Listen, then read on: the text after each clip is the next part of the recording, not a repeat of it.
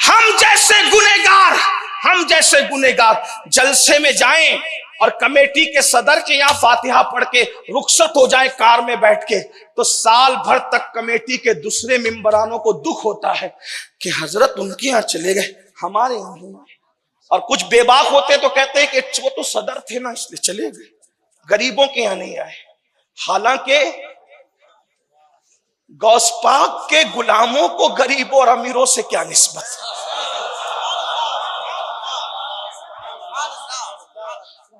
جن کی فاتحہ بکتی ہے وہ امیر غریب دیکھتے ہیں، جن کی نگاہیں دل پر ہوں اور جو فکر رضا پر پہرا دے کر یہ کہتے ہو کروں مدح اہل دول رضا، پڑے اس بلا میں میری بلا، میں گدا ہوں اپنے کریم کا، میرا دین پا رہے نال۔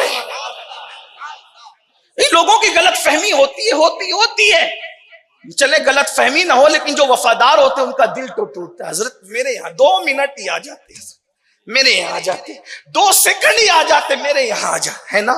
لیکن جانا کہاں تھا؟ ایک ہی گھر۔ اب فیصلہ کیا کرنا تھا؟ حضور نے فرمایا رکو اور اپنی اونٹنی کی نکیل چھوڑ دی۔ توجہ ہے آپ کی؟ میں نبی کی شان معصومیت بیان کروں، میں نبی کی شان معصومیت بیان کر کہ ہمارا نبی صرف معصوم نہیں، سید المعصومین، جان عصمت ہے ہمارا نبی۔ ہاں جو لوگ کہتے ہیں نا کہ آپ سے خطائیں ہوئی، میں کہتا ہوں وہ اپنی خطاؤں کو درست کریں، میرا عنوان وہ نہیں ہے، ورنہ ہم ان کا بھی حساب کرتے۔ اور سنی دعوت اسلامی مسلک چھپا کر وہ کام کرنے والی تحریک کا نام نہیں ہے۔ ایسے کام کو آگ لگے جو مسلک کا سودا کر کے ہو، واللہ ہم نے کہیں بھی مسلک کو چھپا کے بات نہیں کی، ہم نے جہاں بھی عمل کی ضرورت ہے تو عمل کی گفتگو کی، اور عقیدے کی بات تھی تو عقیدہ ببانگے دوحل بیان کیا۔ میں وہ سنی ہوں جمیل قادری مرنے کے بعد میرا لاشا بھی کہے گا صلاۃ و سلام۔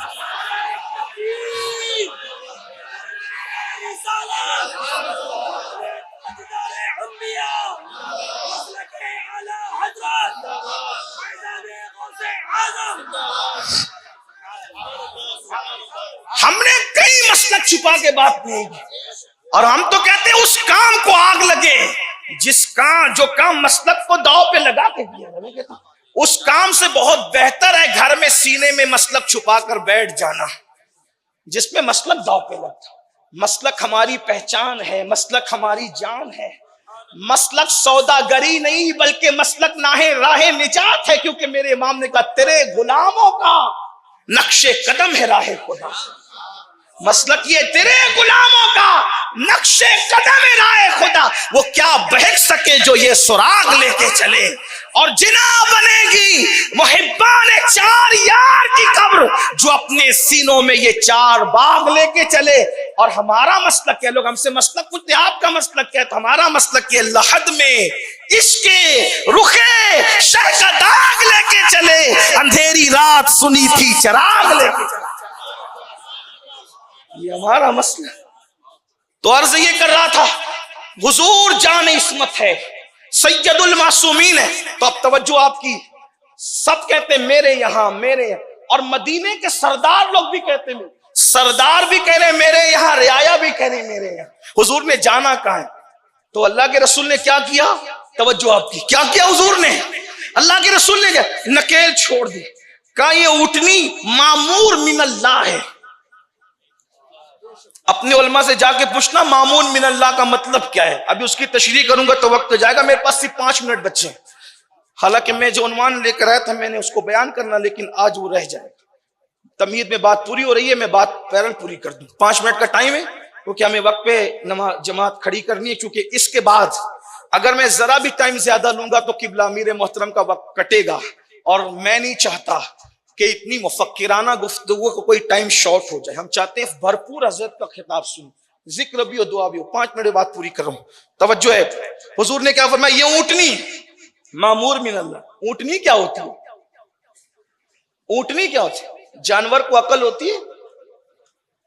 जानवर को अकल होती कहां जाना, कहां उठना, कहां बैठना। अगर आप अपने घोड़े को लगाम छोड़ दें तो कभी बैठ करके देखना ना, लगाम छोड़ा हुआ घोड़ा ले कहां जाता है। हाँ, जो नबी को अपनी तरह बशर कहते हैं, उनसे कहते हैं थोड़ा एक बार आप भी तजुर्बा करके देख लें। हाँ, गए थे दामाद के घर, पहुंचोगे हॉस्पिटल, और भी हॉस्पिटल पहुंच गए तो समझ लेना कि घोड़े में कुछ शराफत थी, वरना तो आपने जाना ही शहर खामोशा है। मैं कोई मजाक उड़ाने की बात नहीं कर रहा हूं, लेकिन लोगों से कहता हूं जरा सोचो भी, और आपसे भी कहता हूं हर एक की बोली सुन करके पोपट न बनो, तोता न बनो कि जो सुन लिया वही बोल दिया। थोड़ा अकल से भी काम लो। नबी हमारी तरह का, कैसे हमारी तरह? वो कहा कि नाक उनकी नाक हमारी, आंख उनकी आंख हमारी, तो हुए ना हमारी तरह। मैंने कहा जब बाप अपनी तरह नहीं है तो रसूल पाक अपनी तरह कैसे है? बाप क्यों अपनी तरह नहीं? मैंने कहा बाप को मोहब्बत से देखो तो मकबूल हज का सवाब मिलता है, और अपने आप को देखो तो कुछ नहीं मिलता। तो बाप क्या होता है? ये नाक आंख गाल, यही तो बाप का चेहरा है ना। तो बाप की नाक आंख रुखसार देख लिया तो मकबूल हज का सवाब मिल गया, और अपना आप देखा तो कुछ नहीं मिला। तो जब अपना बाप अपनी तरह नहीं है तो रसूल पाक अपनी तरह कैसे हो? जिसने बाप को ये मकाम अता किया हो, जिसने बाप को ये मकाम अता किया, उसने रसूल पाक को क्या मकाम अता? और रसूल पाक क्या है? अरे तेरा बाप तो झूठ भी बोल सकता है, शराब भी पी सकता है, बीड़ी सिगरेट भी पी सकता है, मगर रसूल पाक क्या है? जिनके तलवों पर सैयदुल मलाइका की पेशानी आकर टिकती है। बेंगलोर वालों और गिरद नवासी आने वालों, शायद तुमने इसकी नजाकत को नहीं समझा। हुजूर के तलवे और सिदरतुल मुंतहा के मकी की पेशानी, तवज्जो तो करें, क्या है नबी? शान नबूवत क्या है? किसी नबी को भी ये शान नसीब नहीं हुई जो मेरे आका को है कि जिब्रील अमीन अपनी पेशानी नबी के तलवों पे रखते हैं। और इसकी मंजर कशी अहले सुन्नत का इमाम क्या करता है, जरा उसको सुने। कहते ताजे, सर के ऊपर जो रखा जाता है उसको क्या कहते हैं? हाँ, और उस ताज के अंदर मोती होते है ना। और मोती भी कहां होता है? एकदम ताज के ऊपर, यानी सर पे ताज और ताज के सर पर मोती होता है। इसको समझा? बात समझ में आ गई? हालांकि ये पढ़े लिखे लोगों का इलाका है, दक्कन का इलाका, यहां ज्यादा समझाने की जरूरत नहीं है। ये शहर गुलिस्तान है बेंगलोर, पढ़े लिखे लोग रहते हैं, समझे? जिब्रील अमीन, सिदरा का मकीन, उसके आगे कोई जा नहीं सकता। उस सिदरा के मकीन के सर पे ताज, ताज के सर पे मोती। अब जरा तखज्जुल की परवाज देखें। कहते ताजे रूहुल कुद्स के मोती जिसे सजदा करे। तवज्जो करें, इसको फिक्रे रजा कहते हैं। क्या ताजे, ताजे रूहुल कुद्स के मोती जिसे सजदा करे, रखती है इतना वकार अल्लाहु अकबर एड़िया, जिसकी एड़ियों पर रूहुल कुद्स के ताज के मोती सजदा रेज हो जाए, उन्हीं तलवों को मुहम्मदुर रसूलुल्लाह का तलवा कहते हैं। और उस तलवे की शान ये है, अल्लाहु अकबर, कि तेरे कदमों में जो है गैर का मुंह क्या देखे, कौन नजरों पे चढ़े देख के तलवाते। आसमां गर तेरे तलवों का नजारा करता, रोज एक चांद तसद्दुक में उतारा करता, छुप गया चांद आई तेरे दीदार की ताब, सामने गर कभी होता भी तो सजदा करता।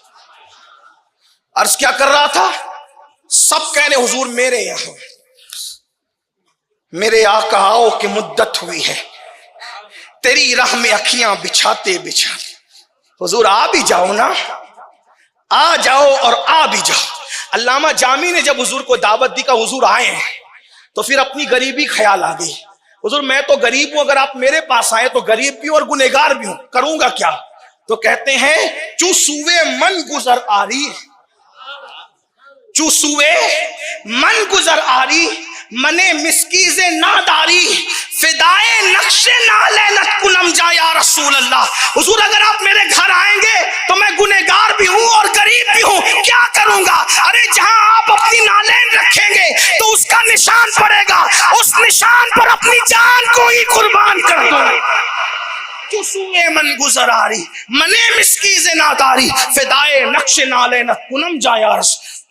تو سب کہے میرے یہاں بات دور نکل گئی. عرض کر کیا کرا, حضور نے نکیل چھوڑ دی, کہا یہ مامور من اللہ ہے, اللہ کی اس کو اللہ کا حکم ہے, اس کو یہ وہیں بیٹھے گی جائیں اس کو بیٹھے.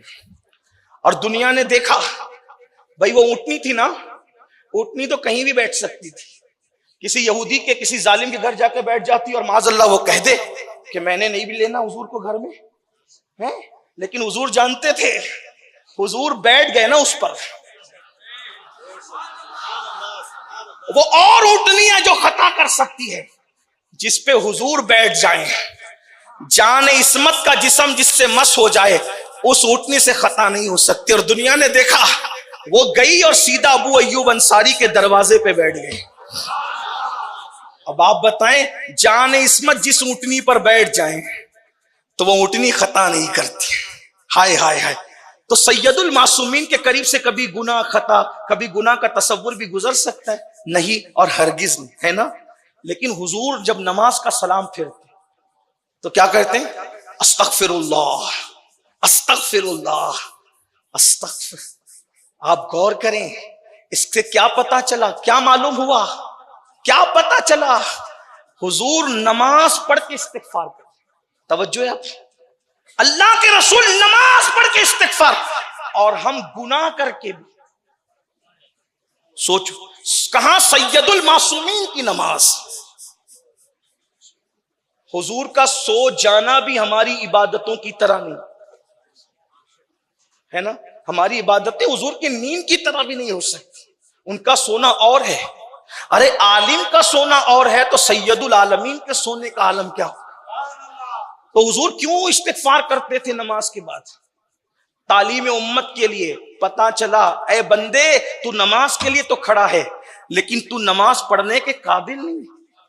تو نماز کی تلافی کے لیے بندہ استغفار کرے, توبہ کرے, اللہ جیسا حق تھا میں ویسا حق کی بات. تو آپ مجھے بتائیں مسلمانوں کہ جب بزرگان دین نیکیاں کر کے توبہ کرتے تھے اور اتنا ڈرتے تھے, اور ہم گناہ کر کے نہیں ڈرتے, تو یہ جو تباہیاں کیا ہے؟ تو میں بات سمیٹ لوں اپنی. کیا کہہ رہا تھا کہ آدمی جو کچھ کر رہا ہے, محنتیں کر رہا ہے, کوششیں کر رہا ہے, کاوشیں کر رہا ہے, کیوں کر رہا ہے؟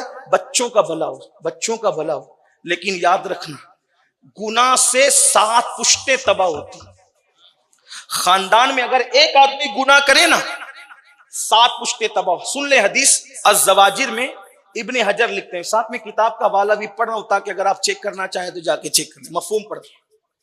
اللہ پاک فرماتا ہے حدیث قدسی میں کہ جب تم میں سے کوئی میری فرما برداری کرتا ہے تو میں اس کو اپنا محبوب بنا لیتا ہوں, اور پھر اللہ فرماتا ہے میں اس کو برکتیں عطا کرتا ہوں, بہت برکت دیتا ہوں, بہت برکت.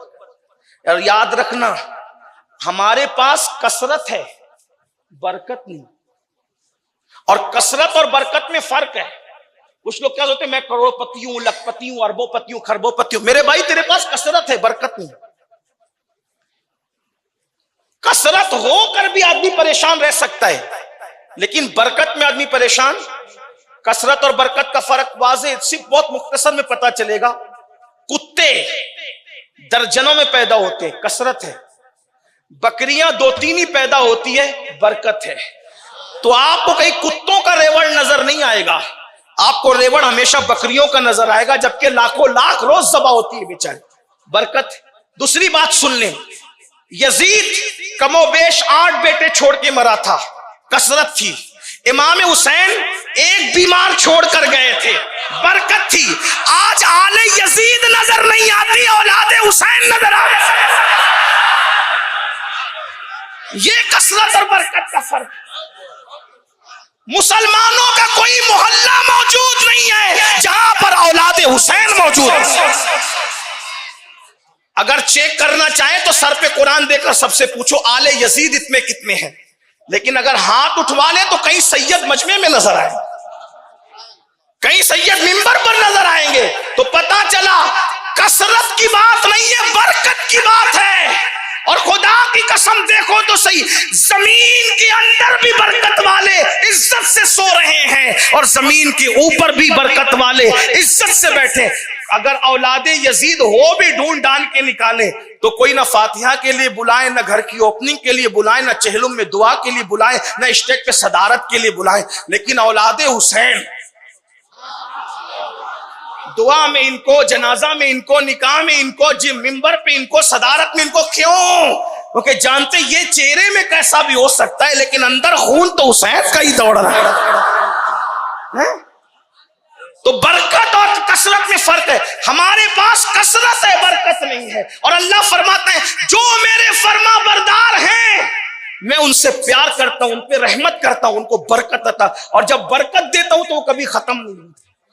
اور نمبر 2 پھر اللہ فرماتا ہے جب تم میری نافرمانی کرتے ہو تو میں تم پہ لعنت کرتا ہوں۔ زنا کرنے والوں، شراب پینے والوں، جوا کھیلنے والوں، عورتوں پہ پاک کی نظریں ڈالنے والوں، حرام کمانے والوں، حرام کھانے والوں، اور تنہائیوں میں جرائم کرنے والوں، سن لو اپنے آپ کو انسان جتنا پہچانتا ہے کسی کو نہیں پہچانتا۔ اگر اپنی نسلوں کا بھلا چاہتے ہو تو حدیث پاک سنو، کتاب کا حوالہ بھی میں نے پڑھ دیا۔ اللہ فرماتا ہے جب تم میری نافرمانی کرتے ہو، گناہ کرتے ہو تو میں تم پہ لعنت کرتا ہوں، اور اس لعنت کا اثر تمہاری 7 پشتوں تک باقی رہتا ہے۔ باپ دادا پاپ کرتے، اولاد پریشان رہتی۔ کچھ اولاد ہوتی نا، مولانا کیا ہو گیا، کسی نے کچھ کر تو نہیں دیا، میں مٹی سونا پکڑتا ہوں تو بھی مٹی ہوتی ہے، پریشان ہوں، تکلیف میں، مصیبت میں ہو سکتا ہے کہ شاید اوپر کسی نے جرم کیا ہو اور اس کی سزا بھگت رہے ہو۔ آپ تو ایسا نہ کرو، آپ کی نسلیں سلامت رہے۔